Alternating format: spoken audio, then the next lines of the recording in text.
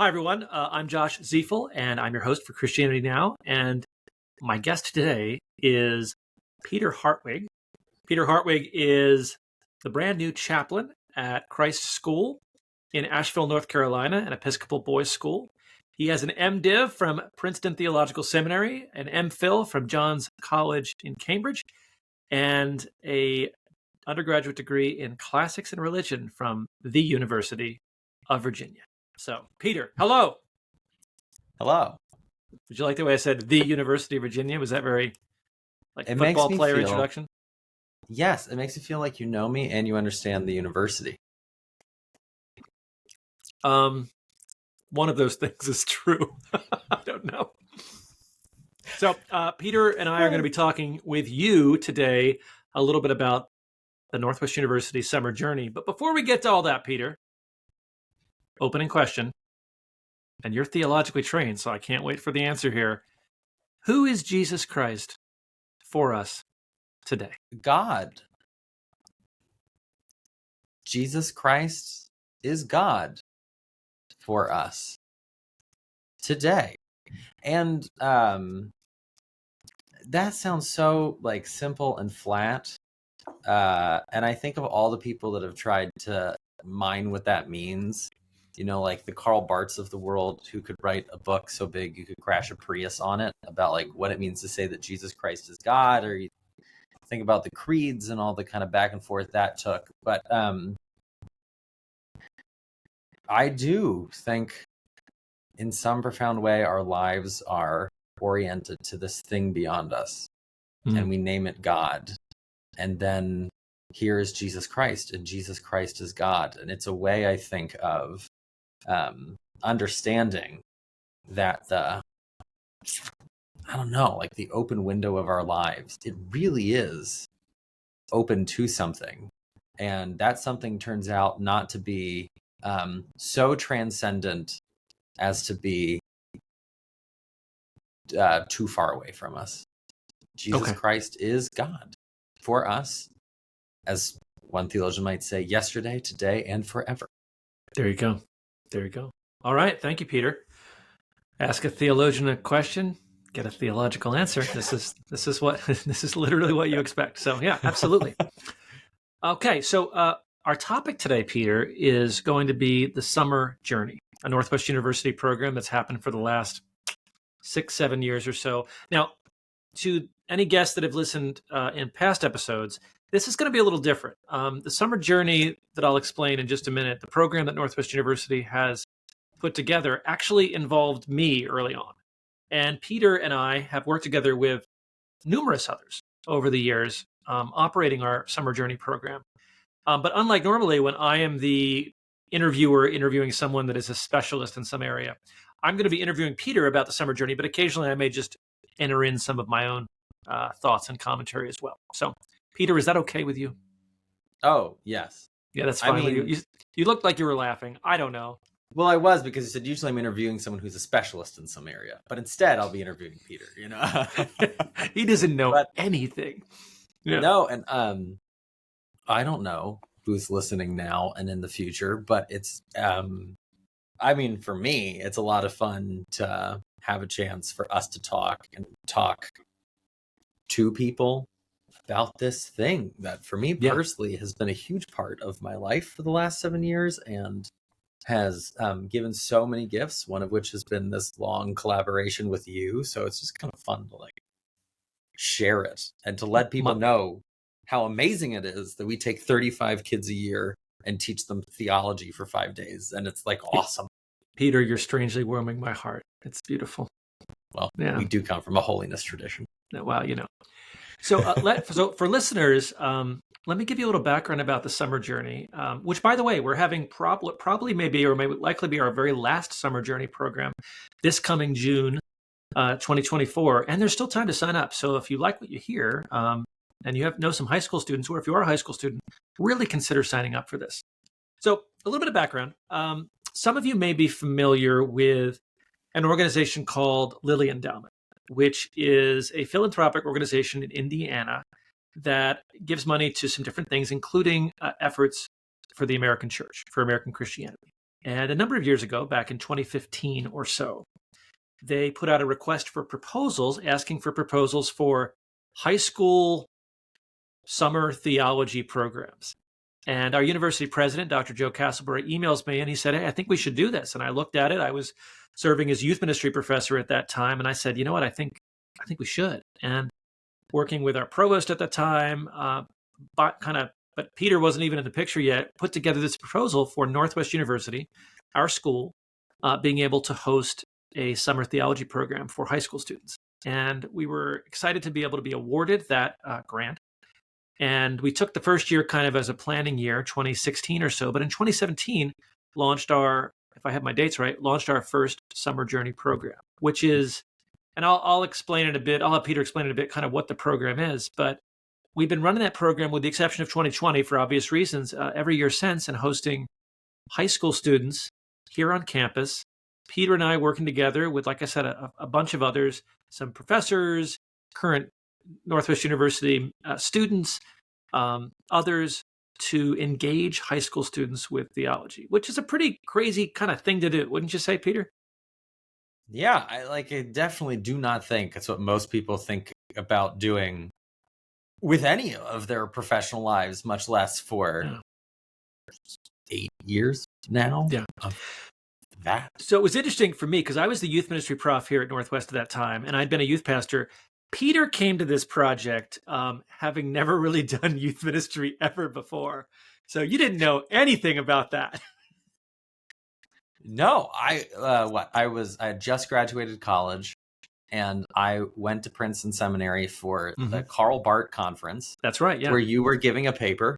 That's a right. paper that I remember well, By His Stripes We Are Healed. And come on, we went to lunch at the Red Onion, which was a restaurant that I really disliked. But I think I'm a Red Onion fan. Yeah, you must have said I want to go there, and I was like, all right, well, for this guy. I mean, we'd met once before, functionally in passing. That's true. And you said, we've received a Lilly grant to do one of these high school youth theology institutes.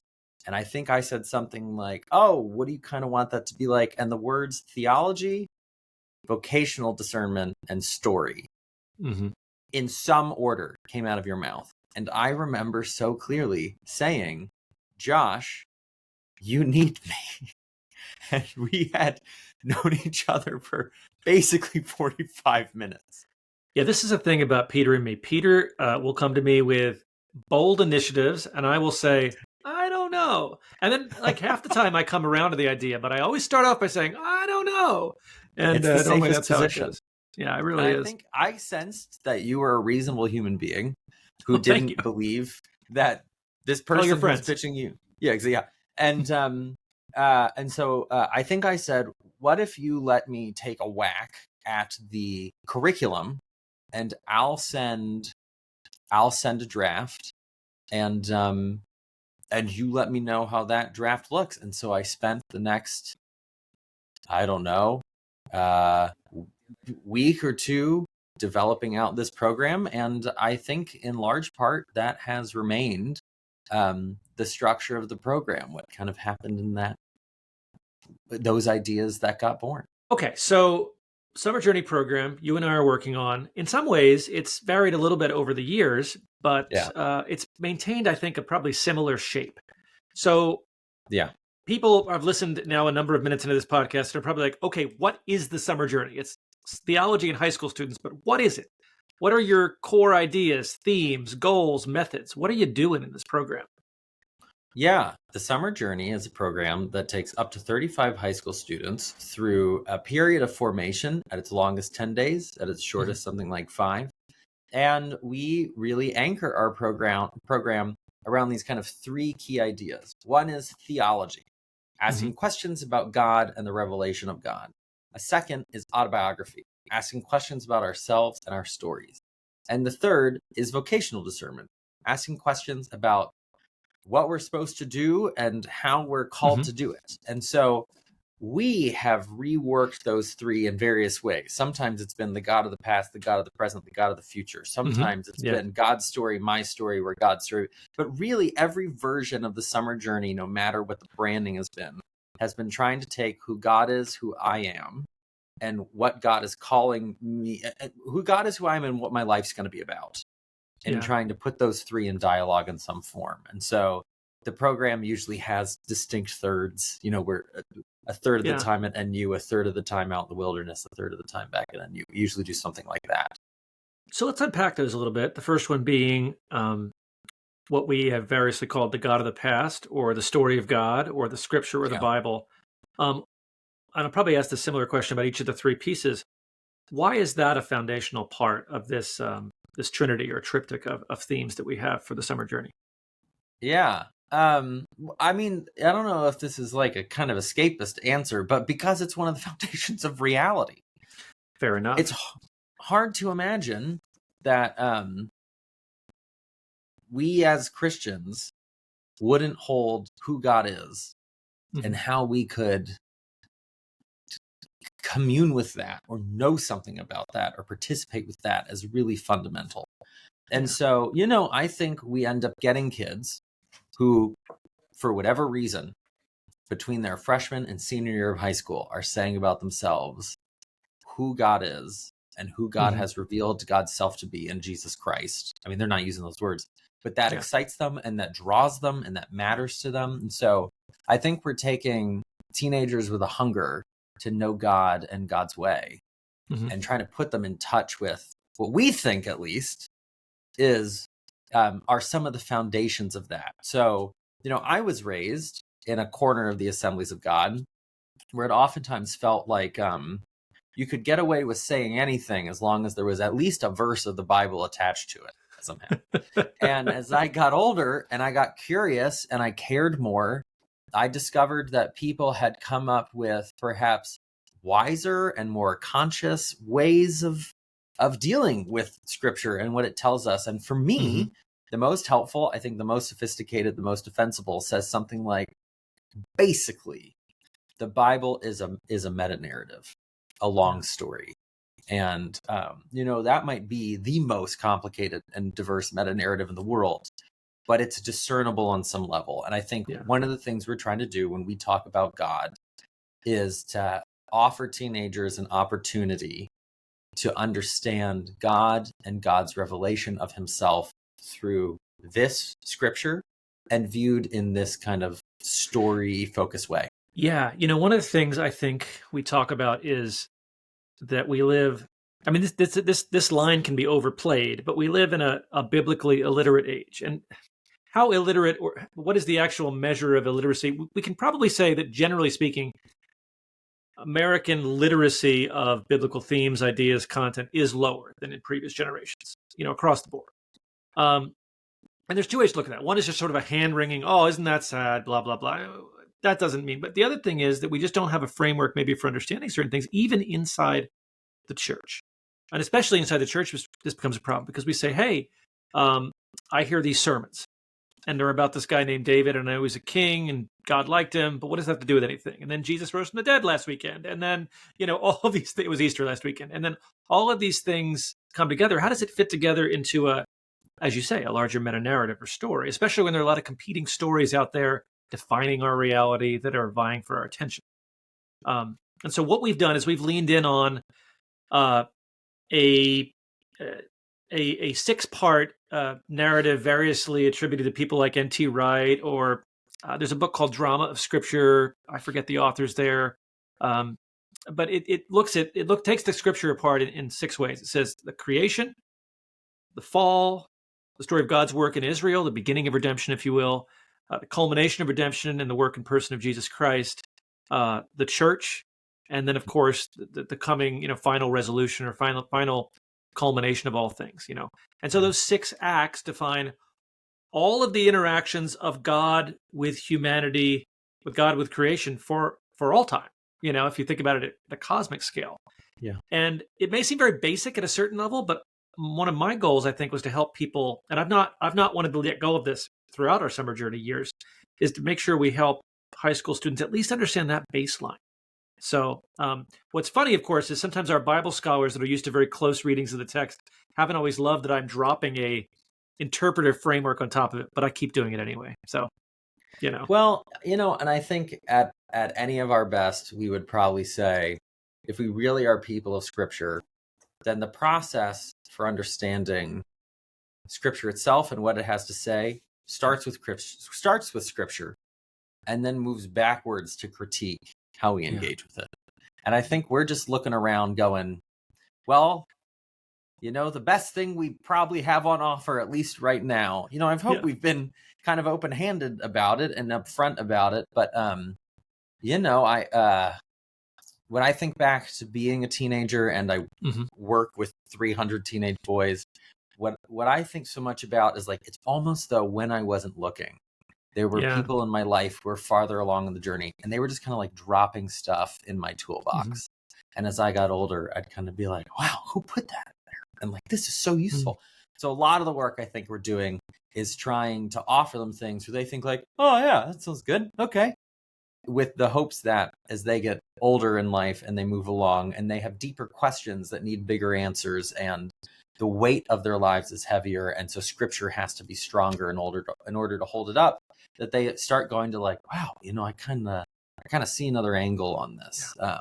And that, So one of the things that we sometimes actually have done a lot in the summer journey is I will tend to talk about the fifth act, which is the work of the Spirit in the church, which is both a biblical act of the drama, but also one in which we might say we continue to exist. And so one of the talks that I frequently done is I talk about a few figures in church history leading up to the 20th century. And then we spend some time talking about, we've tried to, at different points, spend time talking about our own narratives, our own stories. So, and you've definitely taken the lead in a lot of that. So tell us a little bit about why we do that and what that looks like in the summer journey. Yeah, I think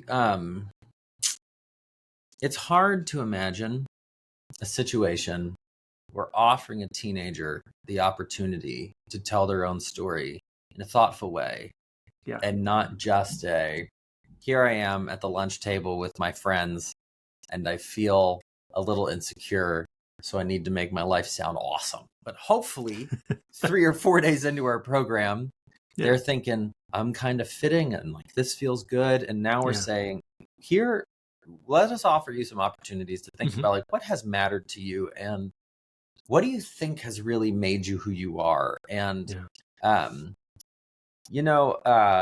think one of the key insights of contemporary psychology, an insight that I really believe the Theological Guild is yet to fully appreciate and then adopt in a deep way, is just how much we seem to need to understand ourselves, practically speaking, in order to be functioning creatures in the world.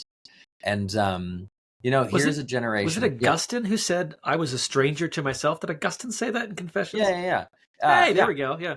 So, and there's a reason why Augustine, I think, is often offered the title of like the father of psychology. But man, I'm so grateful for opportunities when I was a teenager and I didn't know this was happening, but people were helping me understand a true and healthy sense of myself and where I came from and what had made me. And, so we've done, several times we've given them pieces of rope, which I spent an hour and a half cutting, and then said, tie 4 to 6 knots and then hold one end. And the end that you're holding is the day you were born, and the end that's dangling is today. And come up with an event in your life for each of those knots. Tell us the places that were key turning points in your life.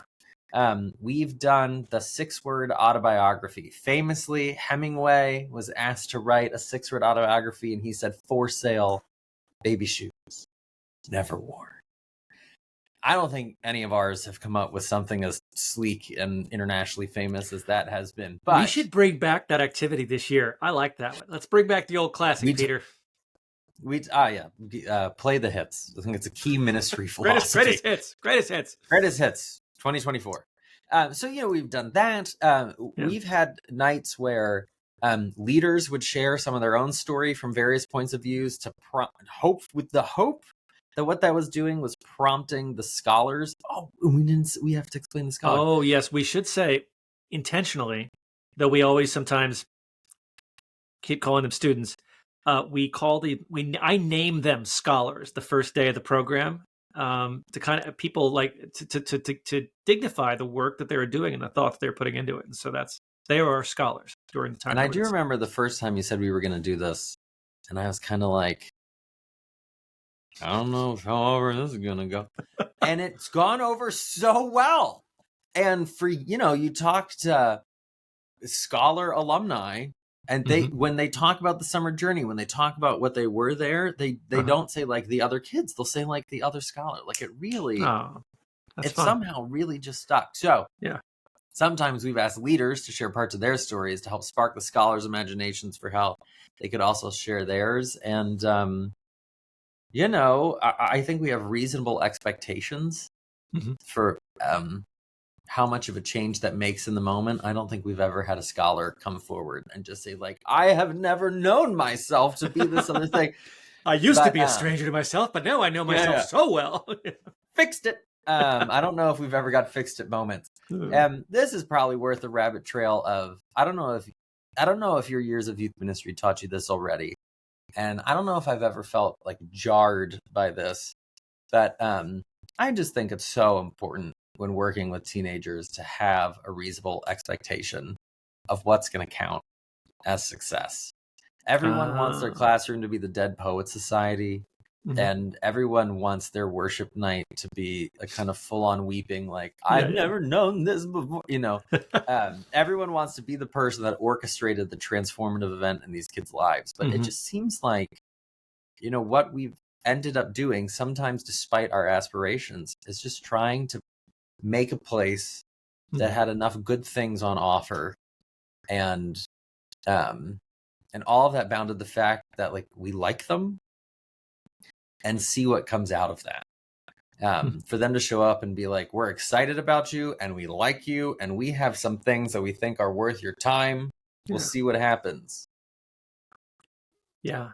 Peter, what's interesting, thinking about our journey together, not to be too punny about it, but when we started this, I was the expert in youth ministry, teaching it and having done it not too many years before. And now you are literally the head chaplain at a boys' school working with high school students. And I am not working with high school students except once a year during the summer journey. We have flipped, my friend. The student has become the master. No, what I will say is when we did the first year of the summer journey, I remember you said at the end of it, because I was like crying and I had every feeling. I loved these kids so much. You were like, don't think that this is what every day of youth ministry is like. Don't think that it's the 35 most theologically interested kids in America coming to you going like, please tell us all of your amazing thoughts. Like it's so much, spilled milk and warm punch kind of thing. But I have found that the philosophy with which you approach that program, now that I spend every waking hour of the academic school year, and I work at a boarding school, so also some waking hours that are not in the school year with teenagers, it's just amazing how much what we saw happen in the summer journey is related to dynamics that happen with them every single day. To think about like honoring their questions and giving them room and thinking about the importance of seeing relationships between them come together. And, hey, here's 5 days where we're going to talk about who God is, who you are, and what your life's going to be like. But if you give them however many days are legally mandated in the state of North Carolina's academic school year, those are still kind of the questions, like who I am and what's my life going to be like. And for my religious kids, it is, who is God and what's Christianity about? And for my non-religious kids, it's like, what matters? What's out there? What am I? Yeah. So it's funny how, even though it is a special thing, and if anyone thought like, wow, every meal with every group of teenagers is going to be talking about creation from nothing, there is something in it that I think is deeply in touch with where teens who follow God are at.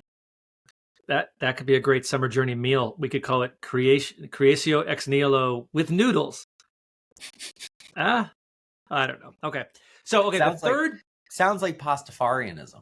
Ooh, Creatio ex noodles. I don't know. That's okay. Probably that could be like thing. So Peter and I have been working on a theologically themed, This is theologian-themed exactly bakery. what I was thinking about. Yeah, so they're baked goods, but in this case, I wanted like a theological term with noodles. So, and just this weekend, I came up with we've done this bit. First of all, probably good. Dietrich Bonhoeffer, they're little buns, right? Yeah. I'm realizing now how good a thing it is that we've never really recorded ourselves doing the stupid theological bakery thing.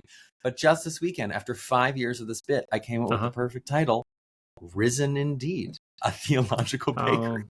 Yes. The yeast will leaven all the dough. So beware the yeast of the Pharisees. That would be another great... It would be, we would sell like gluten-free. The gluten-free item section would be called Beware the Yeast of the Pharisees, right? It would be terrific. So the third part of the summer journey has been, in my mind, in some sense, where we try to bring together what God's been up to and is up to in the world and what we see in our lives and try to figure out, in some sense, where those connect. What do I have to do with the story of God? Or what is my place in the story of God as a kind of way to talk about vocation or calling? And so that's ended. It's tried to end in a bit of an open-ended way, but that's some of what we've done there. We've done panel discussions a few years where we've interviewed some Christian believers in some different areas. So we particularly not chosen ministry types or even people who are doing ministry not to talk about that, but talk about computer programming or working in relief efforts or working maybe, I don't know if we didn't do anyone in a trade, but we could do that as well to kind of talk about coffee shop owner. Yeah, we actually, one of my graduates who has been a guest on this podcast before, Max Mooney, we had him talk about, we went to his coffee shop and he was one of our panelists to talk about what in the heck his story has to do with the story of God in some level. He makes an amazing bee's knees while we're at it. That Max, we love you. Got the honey. We do love you, Max. Keep the honey and lavender in the coffee. So, and of course, the summer journey has a lot, other things as well. That this is the thing about ministry with young people, and really anybody, but ministry with young people, it's not simply a matter of the head and sitting in class and just ingesting knowledge that is taught by college level instructors, but we set them up with current Northwest University students who are kind of their trail guides, if you will, through this journey.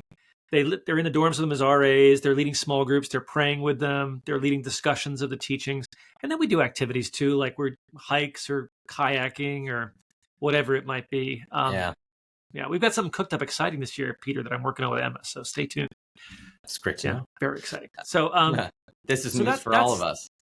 But some of that is because, I would just say some of that is because, you want to honor the psychosocial space that young people are in, and it's an age of energy and excitement, and there's also bonding. I think some of the times we've had some of the craziest experiences, like a lot of mosquitoes on a hike that if we'd known we should never have done, and yet having gone an incalculable understatement. Yeah, I know. It was the most mosquitoes anyone has ever imagined. That's true. Friends, when they give you a net when you start the hike, don't go on the hike. When they give you a net for your head. When they give you rain gear for your body on a hike in the low 80s, you should stay where you are. Yeah. So all that to say, I've compared the summer journey sometimes to halfway between senior high summer church camp and a freshman theology class at Northwest University. Some mixture of those things, I think, is kind of what we are, which is a unique experience. And in the back third of this program where we talk about vocation, one of the words that I think we end up using a lot is surprising. Okay. And, I think we've written it actually into our copy over the last couple of years, the surprising ways that Christian vocation often unravels. And I feel like early in the program, we thought, we're going to have a bunch of these kids and they're going to think that to be called by God is to be a pastor. Mm-hmm. We need to focus on letting them know that there are other things to do with your work life if you're called by God. Yeah. And then I think we kind of found like they were maybe ahead of that game, that they kind of knew that. And then they also, I think, we found students who were really interested in ministry and needed the support of someone saying, this is what it looks like to be called by God into ministry. Yeah. And so then we thought, all right, I think we got softer on let's talk about the jobs you might have. Yeah. But for me, the thing that has deepened, and the reason I find this hard to talk about is it's like at a certain point, I'm not even sure what questions are going to come up when we say, who is God? Who are you? What does that have to do with each other? And their answers to those questions, that last one especially, what is your place in the story of God, is our way of asking it. Yeah. Their questions are so kind of scattered around that I get the sense that the questions behind the question are also pretty various. What do I love? What do I feel drawn to? What have I heard from people who know me? What has been the stuff highlighted in sermons that are preached to me? You know, and for me, I love that because it feels kind of like these are the moments where we are getting around to like real life moments that are often so real and so down to earth that they are difficult to capture in anything like clean language. And so I think across the 8 years, we've proposed frameworks and then we've kind of rolled them back because we realize they're kind of already underneath or around them. And now I just kind of feel like we're walking out with our hands up, like, what do you want to talk about? Yeah. So one of the things you just mentioned takes me to my next question. Pretty much, I think, every year or almost every year, near the conclusion of our time together with our scholars, we've asked them to respond to some form of this question, which is, what is my place in the story of God? And so a little backstory, Peter and I received a grant, I think it was from FTE, Peter, Forum for Theological Education, connected with Lily in some sense. We got some money to basically do some, I forget what reflection, research, capacity expanding is what they called it, and they gave us money to do some reflection on what we've learned through our program. And so, just about a month ago, in March, we we co-wrote a paper for the Society for Pentecostal Studies and presented our findings. Most of our students we thought might come from Pentecostal or Pentecostal adjacent church communities, although we don't have clear stats on that, but it's not a bad guess. And what we did is we actually looked through as many of the records as we could find of all of the students' answers to that question. What is my place in the story of God? So, Peter, what observations stood out in that analysis, would you say? When we said, what did we learn? What did we see and observe, and how students responded to that question? Yeah. For me, the easiest answer, like the first one, the one that jumps to mind, that kind of warms my heart, is there were all these moments. So we would write that question at the top of a sheet of paper, and then we'd put in, I don't know, 20 lines where they could write. And so they would respond to that question in those lines, but then they'd have these marginalia. Yeah. And maybe 15% of them did it. But it'd be stuff like, am I even doing this right? Lol. Or, it would have an arrow pointing back to something and being like, IDK. And what I saw in those little marginal notes was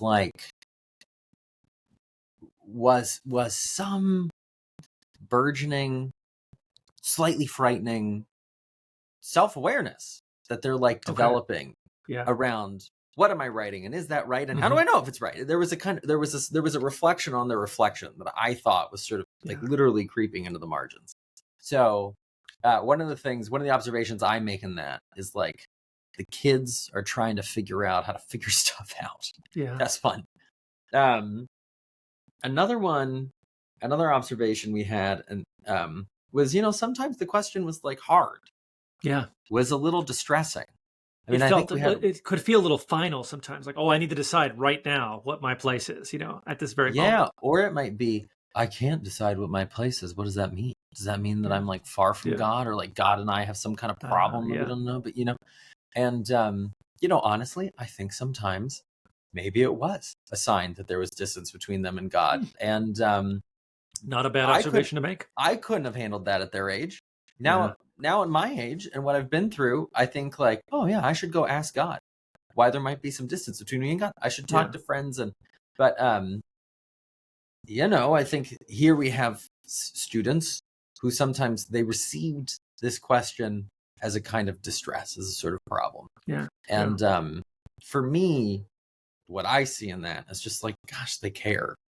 Like they care and they want things to be good, and they want things to be okay. Like they want to know they're going to be okay, and then they want to know that they're going to be okay with God. And so I don't know. I saw. Okay, so one of the things that I think we observed is, and some of this may have been prompted by the way we asked the question, but we talked about how some of the scholars seem very eager to narrate what we might call a resolution to their story. Yeah. This is my place. I'm going to be a marriage counselor, college professor. One person named 3 different things, but I mean, here's the one person went on to say that might be the same person. The program, quote, has truly answered my mom's prayer in my discovering my calling. Which very well may have been the case, but sometimes I worry about what I forget what his name is, but talks about as a identity foreclosure too quickly. And I certainly wouldn't want a high school student too quickly to foreclose on an identity that ends up being incomplete or false, or it really is just something they're trying on for the time to see if it fits on for size, rather than saying who I am. So that desire maybe for quick resolution could be. I would say I had an interesting experience a couple weeks ago of interviewing an 8th grader as part of the current 8th grader is possibly being admitted to our school.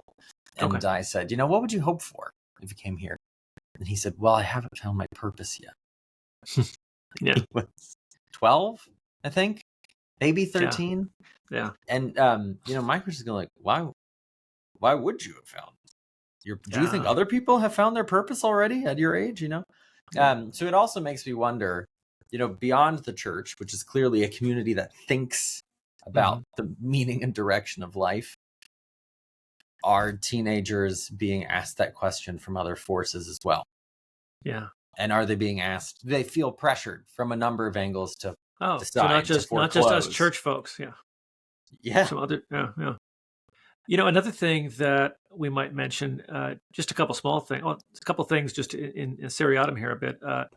One would be that for some, evangelism might be seen as a matter of helping. And of course, the hands and feet of Christ are essential. But as opposed to what we might call hortatory preaching, or actually classic preaching the gospel. So that's kind of interesting to think about, like following maybe an example or helping others.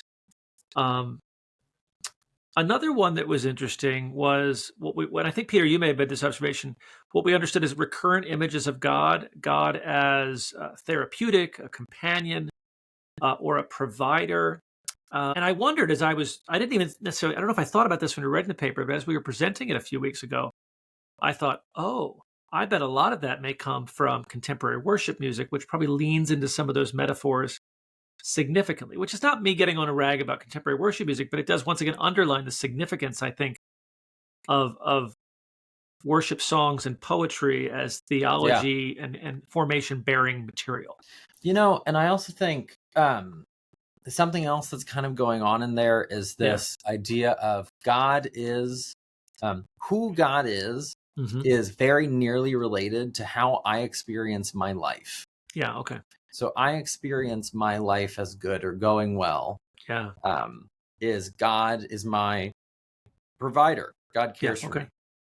And I think, that there's a funny place where psychology has met the history of philosophy.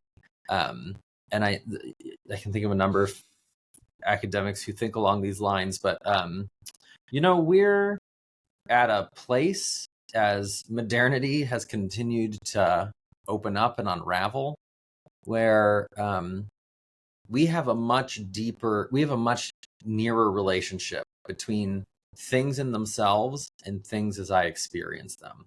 And I think about older forms of worship music, the hymns all the way up to the middle of the 20th century, and those hymns seem to think that their job was to tell you what the story was. You look at this pattern of a verse that worships who God is, a verse that connects that to Christ, a verse about what Christ has done, a verse about what that means for me.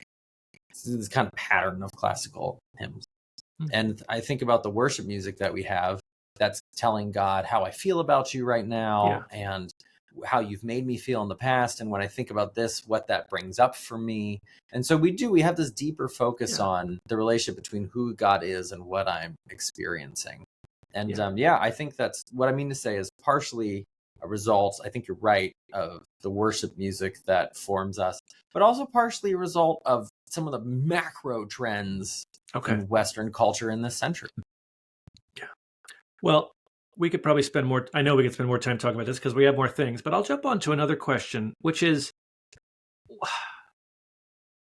thinking about what the sermon journey is, thinking about some of the things we've observed, not just what that we've named, but over the years. Why do you think a high school student would decide to come to something like the summer journey? Well, my favorite one is the kid whose mom tricked him into this. Do you remember? That was a good one. Yeah. I can't remember his actual name, but someone was like, "Oh, Tim's not a Christian." And I was like, "What?" And they're like, "Yeah, he doesn't Why believe would someone any not of a this Christian stuff." want to come I to know. this? Yeah. So I watched it and I was like, are you not a Christian? He's like, "Oh, not really." I was like, "Why did you come here?" And he was like, "Oh, my mom sort of tricked me." And I was like, "What do you think this was?" She's like, "She said it was a leadership thing." And then I said, "We had an application." And he said, "I thought it was a survey." So, okay. So other than him, though, besides him, besides parental deceit, why does someone come to this? Yeah, why would someone do this? Well, I think in later years it was because my friend said it was good. The number of people that came because they had a friend who came, and that friend was like, "It's a great way to spend the week." Those kids that first year, though, like, what were they even thinking? Yeah, and one thing I think is that sometimes they were approached by people who said, "Hey, I think you'd be good for this." Yeah, we do try to use a nomination process. It's been maybe mixed results, but I think that can speak volumes if older mentor might say, "Hey, I want to invest in you with this." Yeah, and as a teacher now, and as I think the importance of moments when people who are farther along look at you and say, like, "I think you might be really good at this." Those are big. Yeah. But I think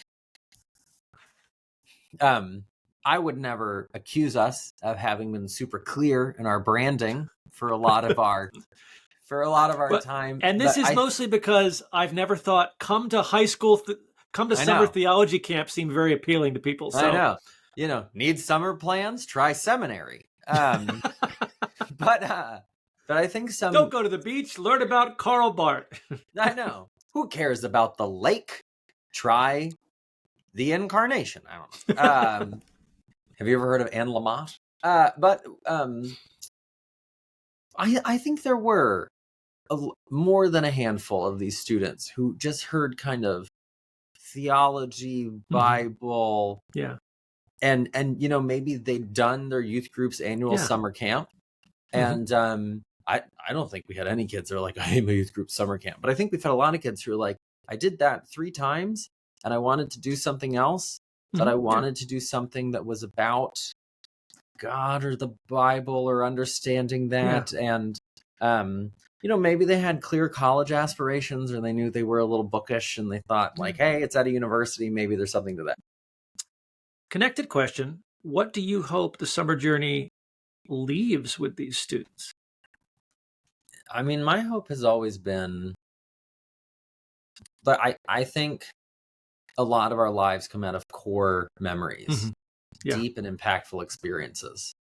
I actually think the word that a lot of people have used for this is trauma. And funny enough, in Greek, the word trauma, if I'm right, just means impact. So the word trauma gets used with this negative sense a lot. Yeah, I have trauma. It's a very negative thing. Right. Yeah. But I think there's actually a value neutral way of thinking about this. There are just some experiences that we have that are so deep and sort of so forceful that they get into our lizard brain or our body or our soul or wherever those are stored.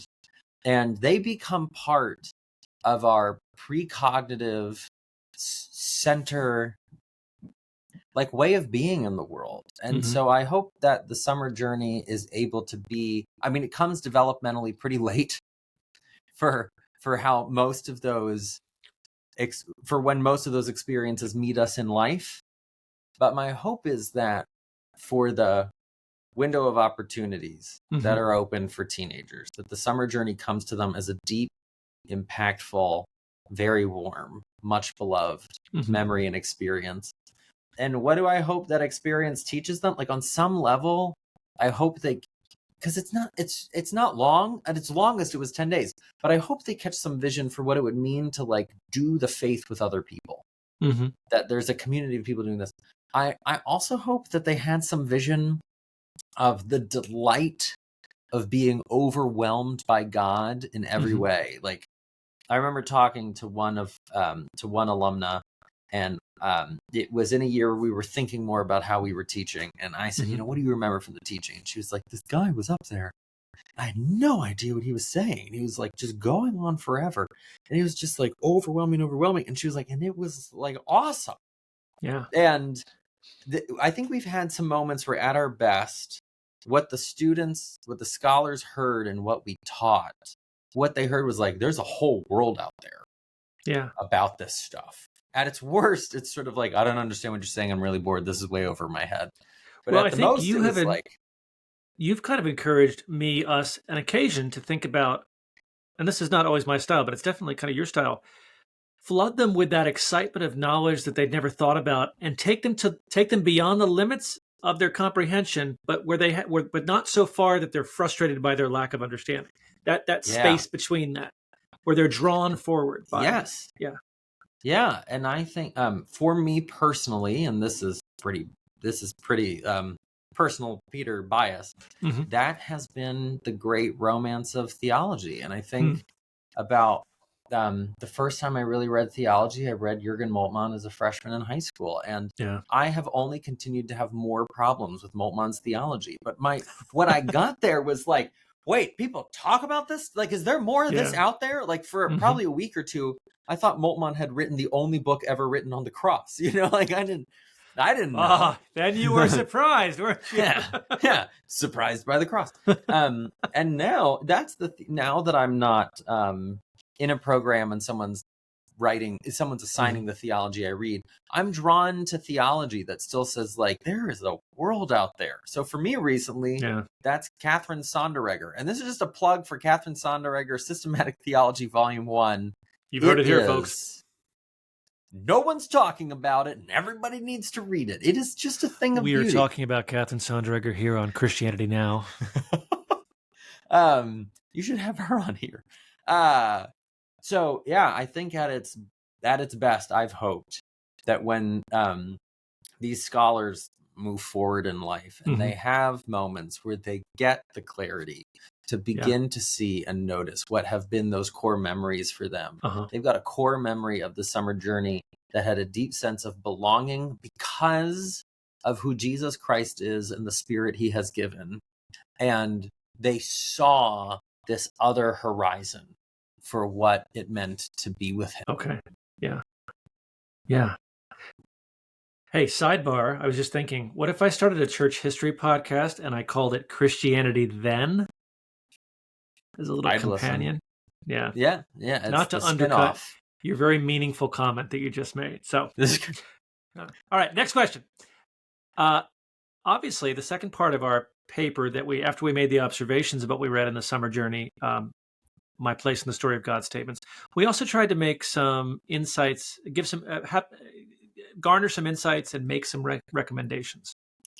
Ostensibly for ministry with youth, especially maybe Pentecostal youth, but broadly maybe for the church, or at least the Pentecostal church, or maybe broader than that. So what would you say are one or two of the key insights or recommendations that came to you as we thought about the scholars we participated with in the summer journey? Yeah, for me, the biggest one was that like they do benefit from the guidance of people who are ahead of them. And that sounds so basic. Yeah. Why is that? I mean, why would you say that's us? You say that as a surprise. Why does that come across as a surprise? I think, and I don't have the history and sociology to like get this really clean, but I think about the way parenthood is portrayed in a lot of our like shows and movies. I watch somewhere in the neighborhood of 600 parents parent their kids, from a distance. And it seems like the two poles that if you go too far in either direction can get really problematic. One pole is I got all the answers and you got to memorize these. Yeah. About life, about how you should be and about who you should be. And then there's this other thing that's like, I don't want to impose things on you. So you tell me. Yeah. It's like, you tell me. And the real answer is somewhere in the middle. And so the antidote to, I don't want to impose anything on you, you tell me, the antidote to that is they do benefit from guidance. And I think the antidote to the I've got the answers, you memorize them, is just liking teenagers. Like I don't know where this comes from. I don't know what this is about, but so much, I didn't set out to be a youth minister or like a chaplain out of school, but I just like them. And when I look at the other people that have had wonderful lives and amazing impacts, use that working in with teenagers, you know, like basically they liked them. They liked them and they liked being around them and they liked that they liked them. And so for me, as we looked at that set of answers, I just saw yet again how much someone who likes them and who hopes they have something to offer them, how much relationships between a teenager and that person who's a couple years at the very least farther along, it makes a big difference. And a lot of their answers to these questions, you know, they needed help finding them. So I guess that's two. One sort of two. I think the other one is so much of the way they think about where their lives are going don't make a lot of room for failure or pain. They will tell stories about what they love and what they're good at, or they'll tell stories about how something has been totally fixed, but it's difficult for them to find room to go, this unresolved and deeply unwanted part of my life, it's part of what God's doing. And maybe it will get resolved. Maybe it won't, but I don't need to fight about it, you know? Yeah. And we encourage kind of thinking about, at some level, pointing to maybe scripture that remains unresolved or intention maybe, and also ministry and life experiences. I think two examples that we used were, one was it was just a small cipher, if you will, in my youth room back in Princeton. I had on one wall a banner that said, "For His grace you have been saved through faith, and this is the gift of God. This is not of yourselves." A great proclamation of grace, unmerited grace, right? The reformers would love it, right? But on the other side, it said, "He who would follow me must deny himself, take up his cross, and come after me," which is kind of responsibility, the other cone of it. And you know, we worshipped and we did youth in the middle of that. I mean, to look at these two verses, you're like, what is going on here? That doesn't, you know, and that's there. The other thing that you pointed out, which I thought was interesting, was this idea that maybe we work with young people to not always give them a clean-cut, tidy victory story every time we do some kind of ministry experience with, you know, working with a local union gospel mission where you're able to serve, which is good Christian work in and of itself, but the work continues on and it seems to not ever stop. And so what does that mean? You know, that this is not, like, because there's some things in this life that don't resolve, that don't come to, and how do we understand this? And lurking in the background of this is, again, my concern about early identity foreclosure, maybe, or early like foreclosure of lots of things, theological foreclosure, maybe, if you will, or things like that, which is different than saying building maybe foundations that are important, but, you know, foreclosure on sort of every and all sorts of things. I mean, this is an aside, but just last night I'm kind of like a resource in a Wednesday night class my church was teaching called Hard Things, where they were talking about different topics. And last night they were talking about different theories of origins, you know, evolution, these kind of conversations, you know, and it was, and I don't know where everybody was in the room, where they were coming from, but I know I was taught a somewhat unreflective, probably just like, well, evolution equals bad, God created it all, don't ask any questions type of thing. But it was kind of almost refreshing to and again, I don't know what was lurking behind under the surface in everyone's mind in the room, but it was refreshing to be in a place where we could explore this in a conversational way with other Christian believers, different theories, different ideas, different conversations, in a way that didn't need to be tied up necessarily neatly in a certain way. So we didn't have to theologically foreclose on young earth creationism, this or that or whatnot, but we could kind of begin to explore that. And I sort of have my sense where I said, well, I don't lean here, but that kind of thing. So I don't know, just a little aside, but it reminds me of the kind of openness to continued reflection. Yeah. And, and the capacity to do that is a deep privilege. I think about, it's hard to maintain multiple possible theories of something when you're on the battlefield. You're trying to survive, if you literally, to take your analogy, if you're trying to attack the enemy, you have to pick one way. You got to pick eventually. Yeah, you got to pick one. Pick away and go with it. And to me, when you get into moments where you watch anybody, but teenagers especially, entertain multiple theories or try on a new idea, it's a sign that they're in a place where they sense that they're stable enough, secure enough, safe enough. They don't necessarily have to worry about someone coming in and introducing a new and dangerous situation. And I think that has everything to do with how God has made the world. This is one of the, I'm like a trained systematic theologian who sometimes thinks theology only comes last.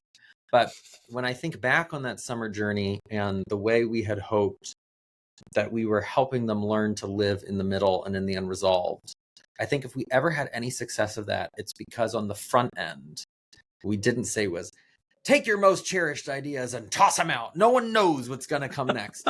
But we brought them in and we named them scholars and we fed them and we asked them about their stories. And we tried to say that like God is here doing something with you. And we're just excited to be a part of that. And you matter and it matters. And we are really going to get along for 10 days. And because of that, those moments, they could start to, it's hard to be playful when you feel like something's hunting you down or the ground beneath you is shaking. And so, I just think it's a sign that that someone's life or situation is coming to a place of like health and stability and goodness that they can start to play. You know what I mean? And, what I guess I mean to say is I think it's actually a deep calling of the church that in various situations we would try to do the front end work of material provision, of developing healthy relationships, of building communities that are sustainable, so we could continue to get deeper into the work of then saying like, what does that mean, and where could God be at? And it's okay if you're wrong, but let's try this out and let's read scripture together and try things on for size. That spirit, I think, only emerges when we know deeply that ultimately it is God who is holding us in the life that God has made for us. We'll move on to our final couple questions here. This is a corollary to a question I asked you just a little earlier. I asked you, what do you hope the summer journey leaves with the scholars? We've had 6 of these now, maybe, Peter. What is the summer journey left with you? And I mean, looking forward in your life, thinking this may be the last year, what do you think the summer journey will leave with you? I mean, I'm not really a crier usually, but I really could sob about this. I mean, like, I feel so tenderly about this thing, the summer journey, that from so many points of view is not remarkable. I don't think you and I led this because we're like amazing leaders. And I don't think these kids showed up because they were the 35 best kids in low church Protestantism in America. Do you know what I mean? And I don't think we're at Northwest because it is the most beautiful campus in the Pacific Northwest. But we've kind of all come as we are. Like, I was at the time a kind of wandering and deeply interested theological college graduate. And Yeah. you were a trained church historian who'd been asked to teach youth ministry. And these kids had some extra time and a pastor that they liked, or maybe some friends. And Yeah. these college students didn't have an internship that summer, or like whatever it was. and out of this thing that was so not setting out to be remarkable has been remarkable. And almost in spite of itself. So we have these, for anyone listening, we have these traditions that this is the only time in human history where they will be recorded and anyone will know. But like every night we have snack. And which I oversee. I just want everyone to know that I'm the snack guy. And Dean Z and I here have a tradition of going to buy all the snacks for the week at the whatever is the name of your guys' West Coast Kroger equivalent. I'm a diehard Virginian, so I don't. But Fred Meyer, one of my favorite nights of the year is buying a couple $100 of snacks at a Fred Meyer. You know, and like, yeah. And we, no one who, these people work at Fred Meyer, I don't think they're like, I want to hear everything these guys are going to do this week as they like check out our groceries. But they're like 11 boxes of cereal in. And we're like, so we do this program with like teenagers?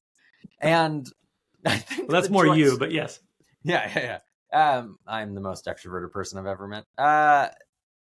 There's something about the way in which this has not been a matter of what is the most impressive stuff you can put together. And for me, it has been an incredible vessel of beloved relationships, of remarkable joy, of watching God do stuff in the world, and of understanding what and why he's doing. So it has definitely left me with that and with the relationships that has come through. And I think it's also left me with a lot of hope for just like how good it can be when God's people get together and try to do stuff for someone else. Like a group of adults got together and thought, we should give away millions of dollars so that teenagers could have a nice time, I guess. I don't know. And then you were like, oh, we should get some of that money to do that. And then for whatever reason, I was like, I should do that too. And it just has been the most remarkable thing. We just, a kind of paying it forward. Well, now you have to answer. Gosh. Before you ask me another question, what has, or do you hope, the summer journey will leave with you? I can tell you what it left with me after the very first year. And then as I explain that, perhaps the rest of it will come to me. I was actually changing from being the youth ministry professor to being the American history professor here at Northwest University. And that was happening in the summer between the summer of our first year of the summer journey. And so I finished up my time in the College of Ministry as a professor, switched over to our College of Arts and Sciences to teach history, my academic discipline that I trained for. But in the middle of that change, we had our very first summer journey, which was the most engaging, exciting, rewarding ministry experience I think I'd ever had in my life. And I got to be the American history professor that fall, and you probably remember this, Peter. I was miserable. And some of that may have just been adjusting the transition. I don't know. But God may also have been speaking to me that I needed to be back in the heart of working in ministry area. And so as it happened, the former dean here was retiring that year. I put my hat in the ring, and then it seemed good to the Holy Spirit and to the search committee, I guess, for me to step into this role as dean of our College of Ministry. So the summer journey, I don't know, it maybe it even awoke some continued desire to be engaged in ongoing ministry inside of me, and keeps maybe that alive a little bit. I look forward to it. I think it also encourages me to know that this may sound a little self-serving, and I don't mean it to. Like some of the instincts that I had about what might work and be a benefit, actually, I'm sometimes a second guesser, and to see some things actually come together was helpful, encouraging. There's a certain point in our evangelical Christian circles where you have to have sort of a humility, which, Christian humility is not a bad thing, but sometimes we verge into a false humility and you start to deny that you're not good, you start to deny that you're good at things that you actually are gifted in. And so to know that I was able to still serve and be able to make a difference was helpful for me. What it leaves with me as well is a desire, if I return to full-time ministry, say as a lead pastor of a church or something like that. I really do still believe that having a framework for helping people understand the scripture as a narrative, connecting that is something I've thought about this. Like if I were pastoring a church now, probably the first 30 seconds of every sermon would be like, we're in the fifth act of the story of the scripture right now. You may wonder what that is. And this is where we are because God is up to a story in our world. From our everyday people, it could get, I suppose, a little boring after a while, but I think it could be a nice entree for everybody to kind of engage, or at least something like that. So, and then just, someone gave me a hard time once. They said, you just want to do ministry because you like people. And I think my response was, yes. I mean, there's more than that, but there is this. It's just energizing to be able to do all of the things you've discussed, I think, Peter, and to be able to mentor college students who are preparing for ministry while they're serving our high school students. In some ways, my greatest connections maybe have been in that arena, working with people like you and our various other leaders and our college students who have served there. Being able to mentor people in that ministry training area has been meaningful for me. So I take that away from the summer journey, I think as well. So one last question, I suppose, or one main last question for you. So our funding from our friends at the Lilly Endowment, which has been very generous, I don't question that at all, but is up this year. And we probably are not going to be continuing on in the future years. So it looks like Summer Journey 2024 is going to be our last program. Obviously, we've got a paper we've written. We might look to get something published. We're doing a couple podcast episodes. We're going to do one more program. But Peter, from where you sit, where does the Summer Journey go from here? Where does what we've learned go from here? What do you think? Goes to the eschaton. So just nothing. It's just done. Straight to the redemption of the world. Yeah. Just all of it. For me, so I obviously can't speak for anybody else. Yeah, I'm just asking. But for me, where it goes from here is to say, like, I think I've learned a little bit what places where God is in touch with young people. I've learned a little bit about what those places feel like when you encounter them. Uh-huh. And for me, it's about having my antenna up, and when it buzzes a little, like stopping. It's about like looking for places where God is at work with young people more clearly and doing that. And my hope is that even if our funding for this program is wrapping up, though if you're listening and are a person of means, we would welcome additional donations. If you have money to give and you care about the theological formation of what appear to be a dollar sign on it, what appear to be mostly Pentecostal teenagers, boy, do we have the program for you. My belief is that even if the money is wrapping up for this time around, that if we have our antennas up and we're looking, that if we find something that God needs funded, we'll find it. We won't miss it. The other thing is Earl Krebs, now retired from NU, who taught more than one session. Taught for us in the Summer Journey, for several years. He used to say this thing: the world will mostly tell you to do things that you like with people that matter. That Jesus will mostly tell you to do things that matter with people you love. And the Summer Journey for me has been a thing that matters with people I love and have come to love. And so where do we go from here? We do things that matter with people that we love. Yeah. That's a good word.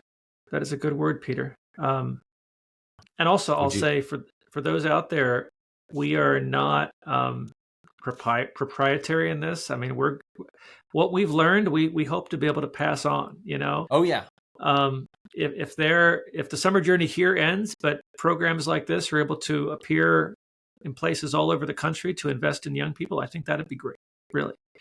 And absolutely, it's one of the great things, I think, in some sense, about what the Lilly Endowment is doing, both with this initiative and others. They have a lot of funding to be able to observe this landscape of American Christianity or ministry or whatever it might be, identify some areas where they feel like maybe things need a shot in the arm, and then they give out a bunch of money to people on the grassroots who are trying out a bunch of things. And some of them will not work. We're actually working on another Lilly grant, and we are admittedly doing a bit of a moonshot project.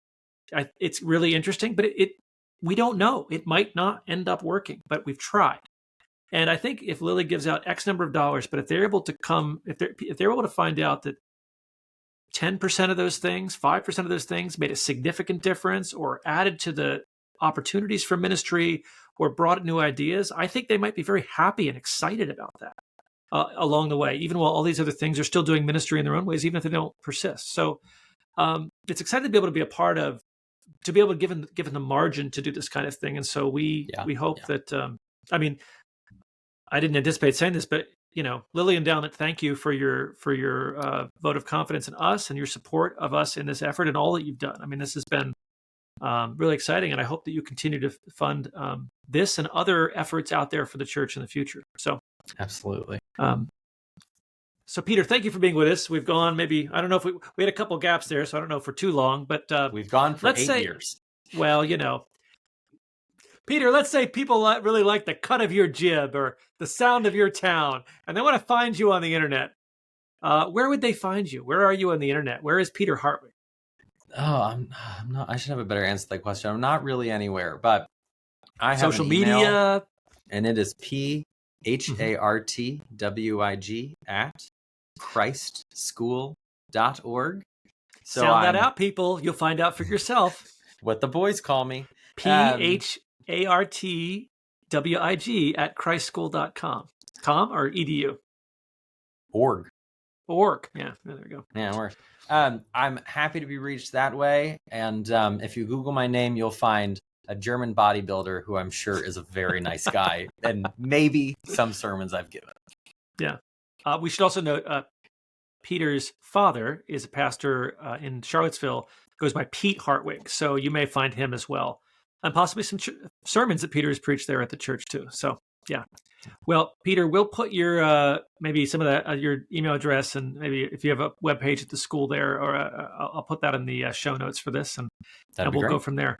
Thanks so much for being with us today. This was fun, and appreciate it. Thank you, brother. Signing off.